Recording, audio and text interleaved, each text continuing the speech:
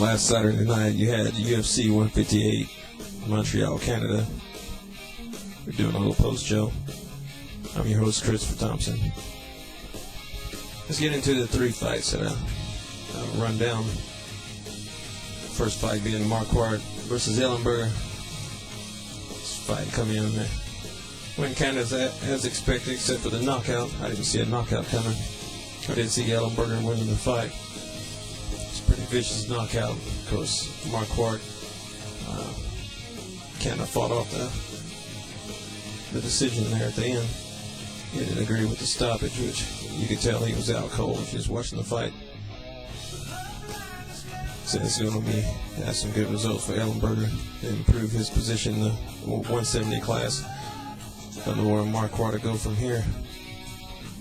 Well, let's get to the next one where Hendricks defeats Condit. I had that one picked for fight of the night, which he got. Also had Hendricks picked to win. Got a unanimous decision over Condit. So that'll make 6 in a row for Hendricks. Also make 2 losses in a row for Condit. Dana White coming out saying Hendricks will definitely get the next title shot. Hadn't set a date on that yet. Hendricks says today on Twitter about his injury. He said his hand feels better today, but he didn't go to the doctor, and recovery's going good. So we'll see how that turns out in the future weeks to come. Question here is, where does Condit go? Will he see McDonald? Will he see Safadine? Or will he see Koscheck? So we'll see where that one goes. He may get a rematch with Diaz, but Diaz saying he doesn't want to fight anymore, so let's see where they put Condit next. So I believe Condit in the fight done an excellent job on the feet. Did an even better job on the ground. He just could never make the fight his and couldn't find his rhythm as far as his striking. He kept finding himself being pushed back.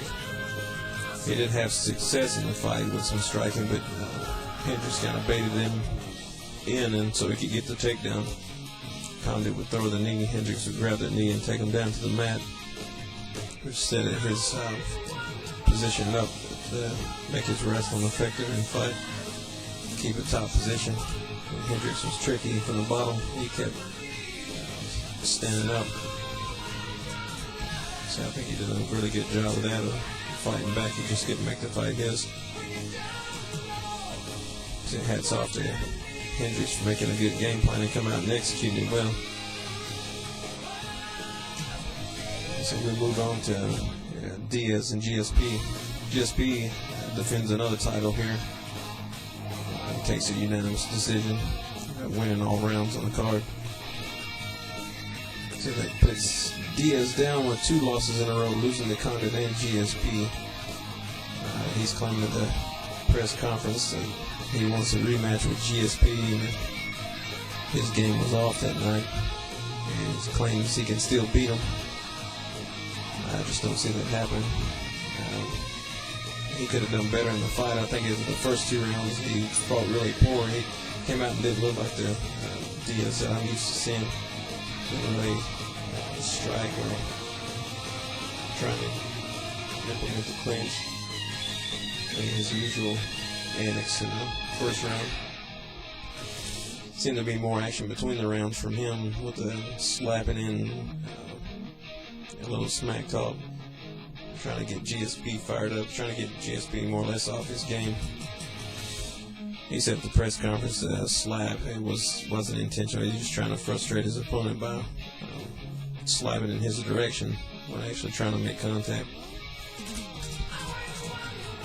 So I don't think Diaz stayed moving or nothing to fight out.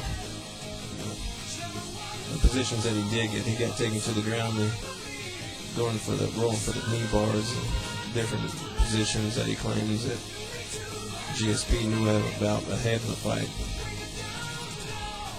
I don't think it makes a difference. Anybody who knows the game knows what he's trying to pull off. If they don't need to be fighting for a title. So when Diaz did get the position, trying to roll him to the knee bars, he just hung out there. If he couldn't get it, he kind of scrambled for it. In my opinion, he just kept going for the same thing over and over that he knew wasn't going to work. He should have abandoned that and went with something different, a new type of scramble, something new, because GSP kept seeing it over and over. As far as GSP's performance, I think it was an average fight for him. I don't see anything spectacular from him. I wish he'd have went for the stoppage while he had the dominant position. He had basically had Diaz's back. I like to see him at least go for a finish with strikes, even if he did have a scramble and had to take it back to the feet. It shows his aggression and his abilities as a champion to be able to finish somebody like that. GSP stayed out of trouble for most of the fight.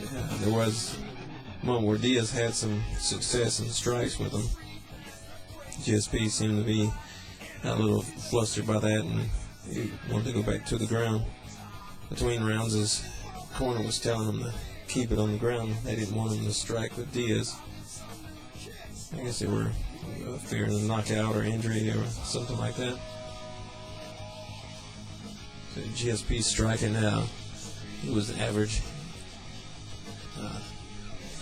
Some of his jabs and crosses and kicks and things were just like point fighters, just trying to hit one or two shots from there.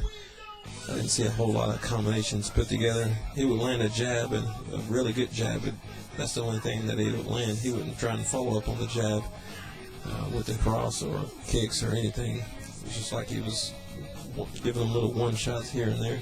I like to see him follow up. If he hits him with the jab, sets him off pace like that, he needs to follow up with a cross and a hook, something to finish his opponents. He's letting them off. He's just giving them jabs here and there. He's making the fight easier for his opponent to come back.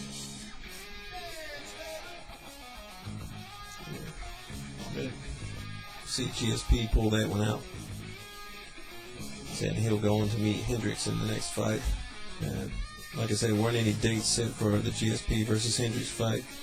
We'll see what comes up. See how Hendricks handles that injury to his hand, whether he recovers well and comes back, or GSP stays healthy and can come back and fight again sometime after August. So our next UFC event we have coming up would be on April 6th. It'll be out of Sweden. It'll be a free fight on Fuel TV.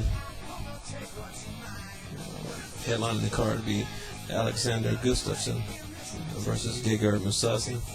Co-main event, Ross Pearson versus Ryan Couture. Then you have Matt Mitrione. He's taking on Phil DeFries. Also Brad Pickett versus Mike Easton. Then we have the rest of the undercard matches. But until then, we'll see what other news comes up in UFC. Maybe I'll do another audio blog or something before then. But until then, I'm out of here. That's your rundown post-show for UFC 158. And get with me on Twitter at ULT Expression. That's Ultimate Expression on Twitter and Facebook. Till next time, I'm out of here. Strike that one more.